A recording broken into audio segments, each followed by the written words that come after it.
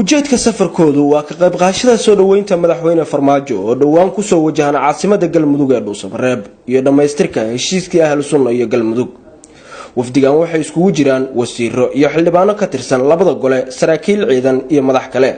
waxaa garoonka caasimada Dhuusamareeb ku soo dhaweeyay maamulka degmada bulshada qaybaheeda kala duwan. wasiir dowlaha wasaaradda arrimaha gudaha federaalka ee Soomaaliya Cabdullaahi Weheliyo oo isagu wafdigan hogaaminayay iyo qaar ka mid ah xildhibaanada ayaa halkaasi ka hadlay.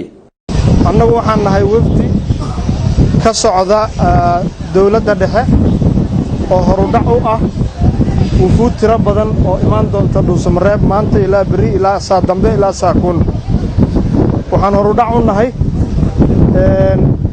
xaflad halkan ka dhici doonta ee la yiraahdo xafladda daafurka dhaqangalka heshiiskii Galmudug iyo ahlu sunna wal jamaa lagu mideeyay.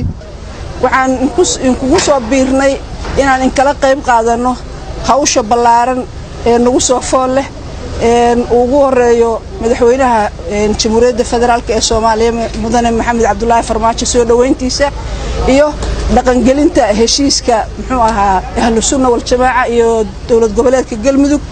waxaan runtii ku faraxsanahay maanta inaan marqaati ka noqono oo nimaano inaan marqaati ka noqono Galmudug aan ogeyn asaaskeedii in intii ka dhimanay iyo ayagiyo midoobaya inaan marqaati u noqono oo waqtigeena iyo xooggeena ku bixino ayaan aad ugu faraxsanahay.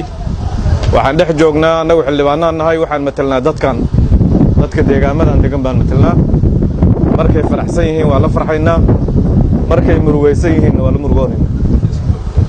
maanta marka waa farxad, waa midnimo, waa isku imaansho dadkii maaragtay muddada dheer maamulkoodu kala dhantaalnaa. marka waxaan rajaynaynaa in dhammaan aan loo kala harin midaan. Axmed Cumar, Cable TV, Dhuusamareeb.